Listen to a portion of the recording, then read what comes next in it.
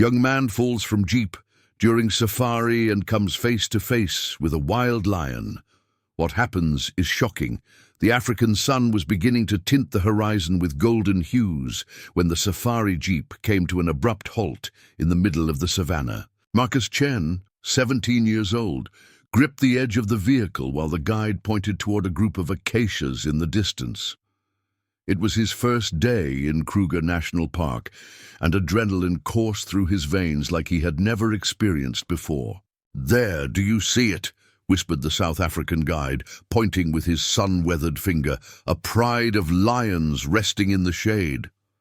Marcus leaned forward, trying to focus his new camera.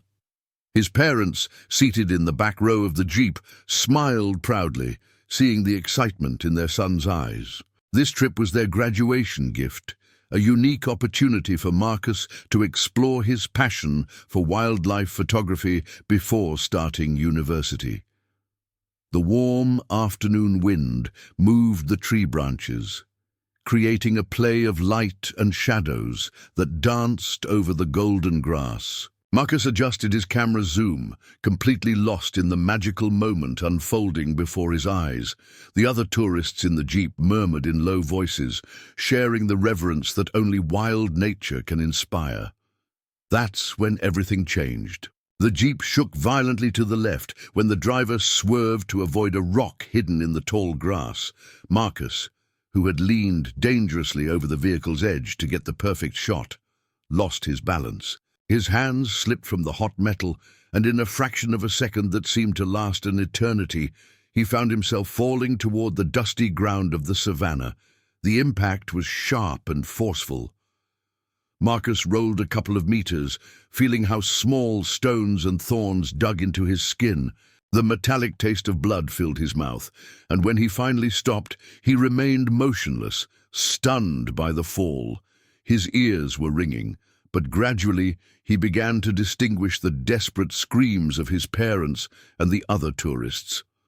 "Marcus, Marcus, stay where you are," his father shouted from the jeep, which now seemed to be kilometers away, though it was really only about 30 meters. When Marcus lifted his head, he felt as if the world had gone into slow motion. Less than 10 meters from him, emerging from the tall grass like a golden apparition, rose the most imposing figure he had ever seen in his life. An adult male lion with a thick mane that gleamed under the last rays of the evening sun. Marcus's heart stopped completely, then began beating so hard he was sure the entire park could hear it. His hands trembled as he tried to maintain eye contact with the great feline, vaguely remembering safety instructions he had read in some tourist brochure. Never run. Sudden movements can trigger the hunting instinct. The lion approached slowly, with those silent and calculated steps that only great predators possess. His golden eyes, the same color as the savannah at sunset, fixed on Marcus with an intensity that pierced the soul. There was no malice in that gaze, but there was no kindness either. It was the pure and primitive look of a king of nature evaluating an intruder in his territory. Marcus managed to sit up slowly, each movement measured and deliberate. His knees were bleeding from the fall, and he could feel sand in a wound on his forehead, but the physical pain was insignificant compared to the terror that paralyzed him. From the jeep, he heard the urgent voices of the guide speaking on the radio, probably calling for emergency help, but he knew any rescue would arrive too late. The lion stopped barely 3 meters away. Marcus could see every detail of his face, the scars that spoke of territorial battles, the whiskers that moved slightly with each breath, the fangs that gleamed threateningly. He was beautiful and terrifying at the same time, a perfect embodiment of nature's raw power. And then something extraordinary happened. Instead of roaring or adopting an aggressive posture, the lion simply sat down, his hind legs folded with feline grace, and his tail curved elegantly around his body, his head tilted slightly, as if he were studying Marcus. Minutes passed like hours. Marcus realized he was holding his breath and forced himself to exhale slowly. The lion didn't move. His eyes remained fixed on the young man, but there was something different in his expression. The initial tension had given way to something Marcus couldn't completely identify: curiosity, recognition. It was then that Marcus remembered something his biology teacher had mentioned once. Animals can sense fear, but they can also perceive other emotions. Without knowing exactly why, Marcus began to speak in a low voice. "Hello, big guy," he murmured, his voice barely audible above the wind. "I don't want to cause you trouble. I just fell, you know?" The words sounded ridiculous even to him, but there was something calming about the act of speaking. The lion tilted his head a little more, as if he were really listening. His ears moved forward, catching every sound. "Are you enjoying this incredible story? Don't miss the shocking ending. Hit like if you already feel the connection between Marcus and this majestic lion. And subscribe for more stories that will take your breath away. The adventure is just beginning." Marcus noticed he still had his camera hanging from his neck. Miraculously, it had survived the fall without apparent damage. Without taking his eyes off the lion, he moved his hands very slowly toward the camera. The lion followed every movement with attention, but showed no signs of aggression. "Can I take your picture?" Marcus whispered, feeling the question was absurd, but somehow necessary. "I promise it will be respectful." As if he had understood, the lion straightened up slightly, adopting a noble posture. Marcus raised the camera with snail-like movements, expecting at any moment that the animal would decide it had had enough of this strange encounter. But when the shutter clicked, the lion simply blinked slowly, as if posing. In that moment, Marcus felt something he had never experienced before. It wasn't just relief at being alive, nor excitement about the extraordinary photograph he had just captured. It was a deep, primitive connection with something much greater than himself. It was as if, for an instant, the barriers between species had disappeared, and two living beings had mutually recognized each other. The lion stood up slowly and took a step toward Marcus. The young man's heart accelerated again, but this time not just from fear. There was something in the animal's eyes that told him he had no aggressive intentions. The great feline extended his head forward, and Marcus could feel his warm breath on his face. For a moment that seemed eternal, predator and prey looked directly into each other's eyes. Marcus saw in that golden gaze the ancestral wisdom of the savannah, the nobility of a king who reigned over vast expanses of land, and surprisingly, a gentleness he didn't expect to find in one of the world's most feared creatures. "You're incredible," Marcus murmured, his voice charged with admiration. "Really incredible!" The lion seemed to understand the tone of respect in his voice. He came a little closer, until Marcus could see his own reflection in those golden eyes. For an impossible moment, he felt as if the lion were looking directly into his soul, evaluating not only whether he was a threat, but what kind of person he really was. And then, in a gesture that Marcus would remember for the rest of his life, the lion extended his enormous head and gently placed it on the young man's shoulder. The weight was considerable but not crushing. It was like receiving a blessing from nature itself. Tears began to roll down Marcus's cheeks, tears of wonder, gratitude, and an emotion he couldn't name. Very slowly, he raised his trembling hand and placed it gently on the lion's mane. The hair was coarser than he had imagined, but warm and real. Under his palm, he could feel life pulsing, the heart of one of Africa's last great kings. "Thank you," Marcus whispered. "I don't know why you're giving me this moment, but thank you." The lion stayed like this for several more minutes, sharing a silence that was more eloquent than any words. Marcus felt as if he were receiving a lesson about respect, about the delicate relationship between humans and wildlife, about the responsibility we have to protect these magnificent beings. Gradually, The lion lifted his head from Marcus's shoulder. Their eyes met once more, and Marcus swore he saw something like a smile in that feline expression.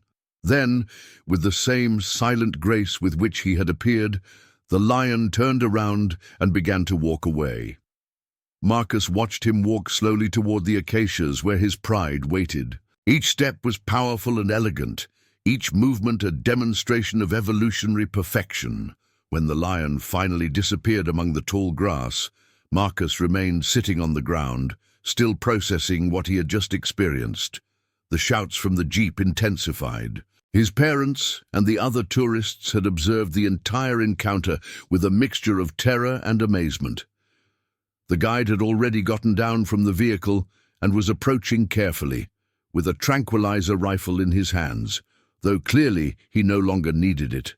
"Are you okay, son?" his father shouted, his voice charged with concern and relief.